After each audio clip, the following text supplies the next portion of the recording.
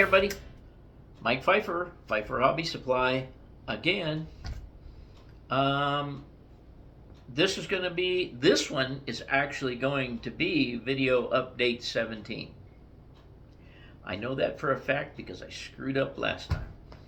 I'm going to try not to screw up in the future. I've done that a couple times. But anyway, you guys get the idea. So once again, I don't have a lot, but what you're going to do is like what I do have. So let's take a look and see what I've been up to. Okay, everybody. I've never used this stuff before. Don't know why. I guess just some kind of an aversion to paper mache or something. I don't know. I am not going to use it on the face of the layout. I'm still going to use my plaster mix that I use, the gypsolite and shaper sheet plaster mix, 50-50. But what I am going to try and do with this, I'm going to try and make some long, thin rock outcroppings with it and shape it with a stick or something into, not going to carve it, but shape it into these long, thin, I don't know, it's hard for me to describe, but rock formation, long, thin shelf type rock formations that stick out but aren't very tall. They're maybe 3 feet tall or something, 5 feet tall, but just follow along a ridge or something like that. But I want to try something like that, and I'm going to try that over in here in this area. Let me show you. I'm going to turn this real quick. First thing I'm going to show you is I was bragging about my hot wire cutter, and I broke my first wire today. But I haven't completed it, but I did cut all the foam off the bottom of my junkyard with pretty good success. I think I can clean some more of that off the bottom of it, and I don't know whether I'll be able to use it like that or not. But if you look right here and you compare the height of this with the height of the track that it'll be on top of this cork, might work. And then if I can get the bottom flat enough to put it on something, I don't know, some kind of adhesive or something in strips or something that allows it to settle, it might work. I don't know. We'll find out. I'm heading in that direction. But anyway, I just wanted to let you know that I did get that foam. I mean, people were saying, why don't you just cut the foam off the bottom? Well, there you go. There's some of it cut off. Obviously, it's got a big chunk there in the middle that's holding it up. But I think I can go in there. This thing has a kind of like a hot knife, only it's round. I actually think I can use that to scrape the rest of the foam off the bottom of that. And if I can, I may be able to put that down there in one piece. But we shall see. Now, if I swing around here, this is now what my Indian ruin looks like. Now, I think that's more the size that I need to make it. And I'm actually thinking about... hang on. Bear with me. I'm actually thinking about right up in there somewhere.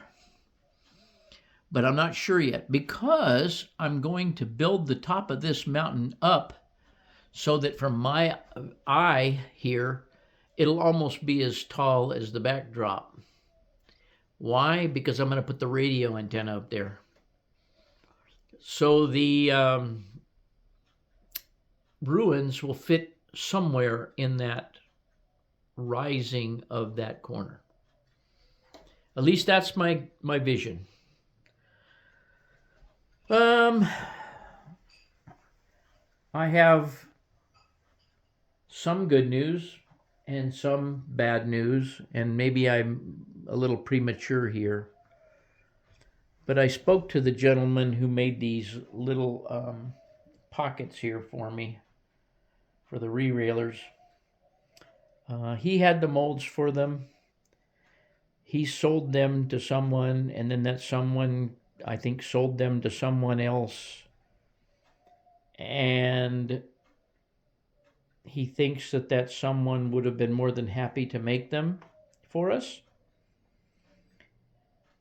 But unfortunately, the gentleman passed away while under surgery at about 35 or 38 years old. I don't know exactly how old he was. So it's kind of up in the air and in limbo right now, and I'm praying for the gentleman's wife, and it's a sad thing.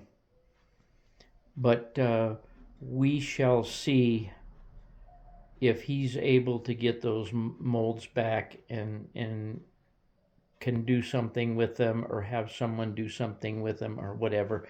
But so it's not going to be any time in the near future. The poor woman has enough to deal with right now. So please don't ask me about them until I tell you something about them. Other than that, I don't think there's anything else going on here. Oh, one other thing I got to do, and I'll just show you real quick. I just realized the other day that DS64 down there's got a light on it, even when I turn the layout off. So if I turn the layout off, dang it. If I turn the layout off, you will see that it is still on. That's because it's plugged into constant power. And I'll show you something down here, then I'll tell you what I need to tell you. If you look down here, all of these do not have power. That's because, like a dope, I put a PS14 to that first one, and then I daisy chained them all together back over to the one in the back over there, not remembering that if you leave these off for a week and a half or so, or even a week, they'll lose their memory, and they just go back to doing whatever they want to. Fortunately, I come out here almost every day and turn the layout on. But what I need to do is I need to jump a wire from that first one down there that's plugged into the wall all the way down to this one, so that I don't have to have a, well, I could put a PS14 in that plug right over there. Maybe that's what I'll do. But I need to get power to these guys, and they need to stay on all the time. Otherwise, they lose their mind. We had that trouble out at the fairgrounds, and out there we've got about 20 DS64s or so, and they're plugged into the wall out there with a sign next to it that says, if you value your life, do not unplug this cord. Because what would happen is we wouldn't be out there for a week or two, maybe, and we'd turn on the layout, and all the switches would just start throwing all over the place. And eventually they'd stop throwing, but you know, they were just, you'd just turn it on and they'd just do what they wanted to. Then we'd have to go back and reprogram every DS64. And don't think that wasn't a problem. And I'm going to show you one more thing. I was looking around for a small toy box because I'm going to put a cushion on top of that. And then I got it because people could sit on it, and then I can put scenery materials in there. So anyway, I found this on Facebook Marketplace, and it was here in town, and she wanted $65 for it, and I said, would you take $45? She said, no, but I'll take $50. And so I bought it. But when I went to pick it up, it was at her it was actually at her brother-in-law's house. She actually lives in San Antonio, and she was listing it for her brother-in-law, who actually is in Las Cruces. Well, when I went to get it from him, he told me that that's about 65 or 70 years old, and his grandfather built it for him when he was about 5 or 6 years old. And if you ask me, it's held up pretty well. He said that his sister broke the lid, so it's got that different lid on it.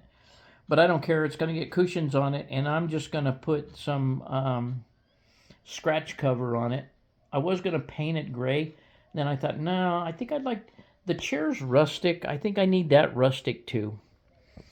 So, and then behind there you see that wall plate is a 6-plug that sticks out from the wall.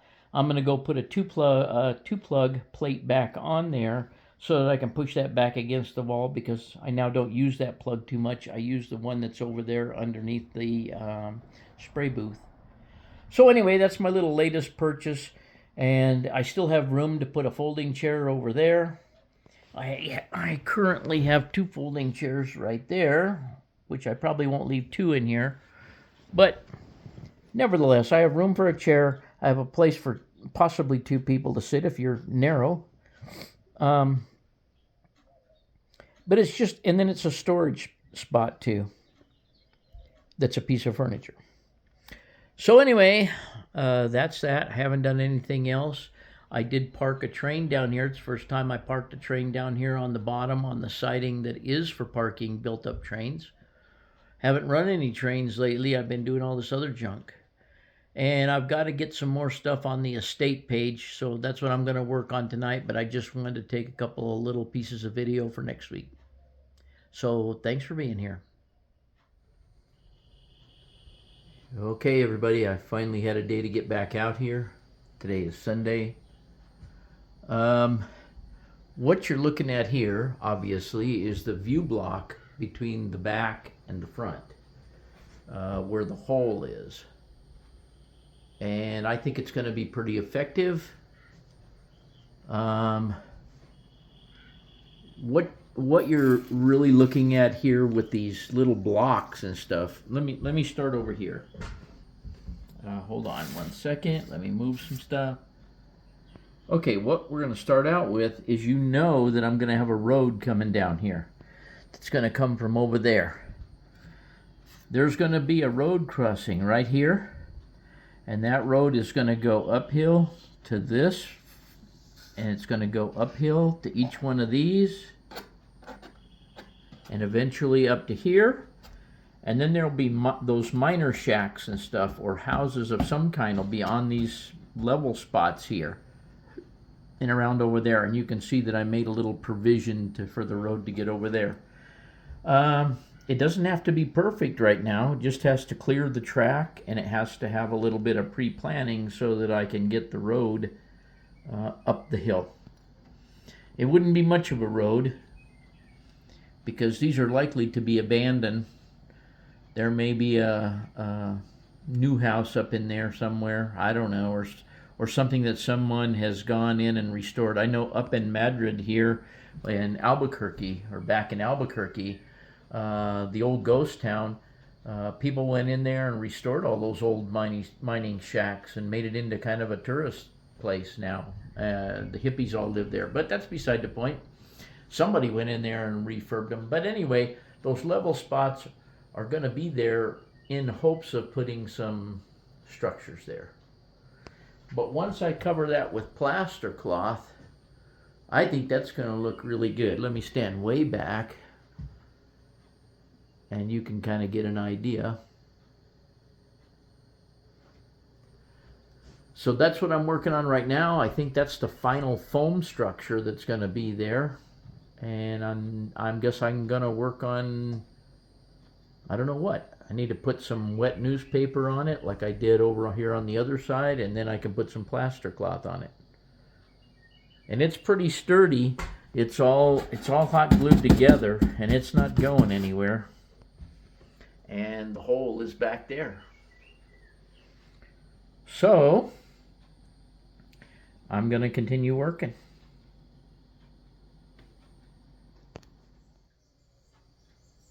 Okay, so here's what we have with the plaster cloth over it. Plaster cloth is still wet, but so far that's what we have.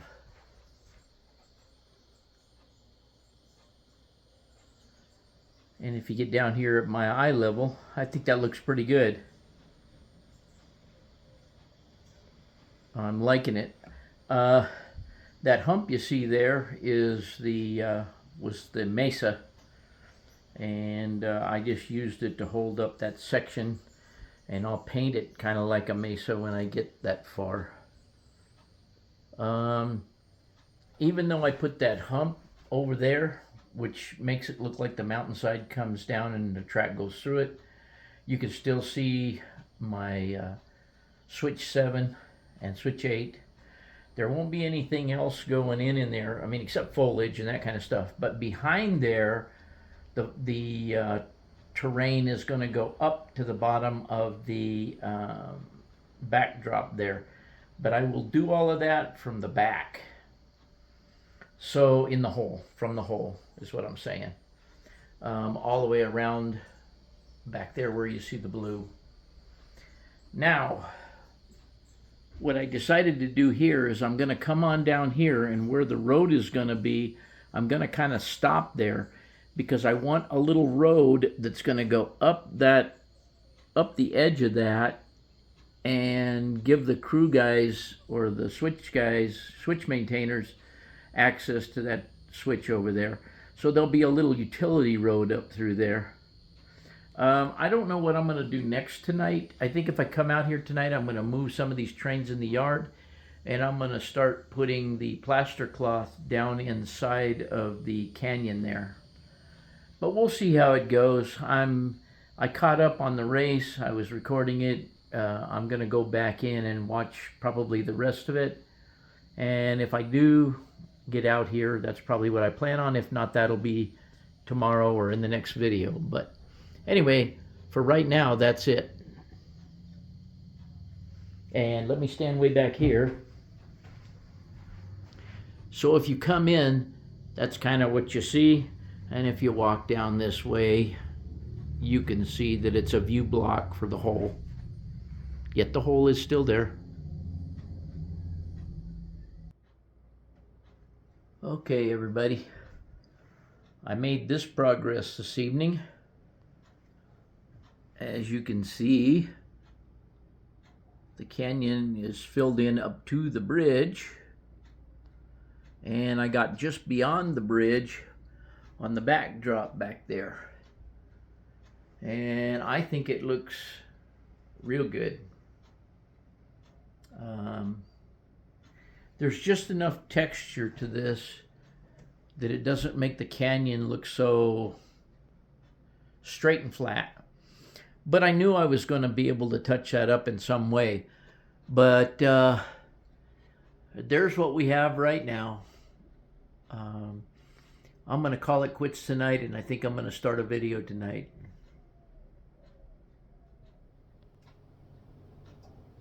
Okay, gang, I hope you enjoyed that, video 17.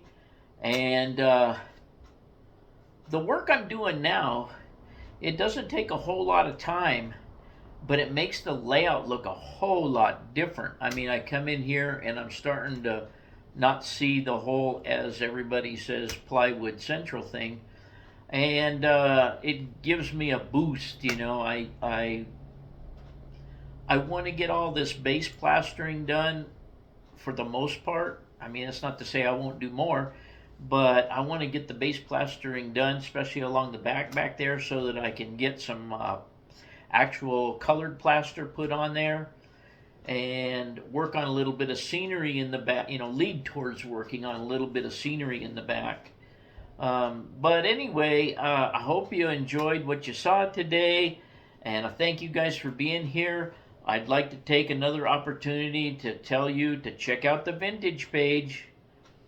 I literally have maybe 1,000 cars that I've got to put on there. I don't really know how many I have, but I've got to get them put on the site.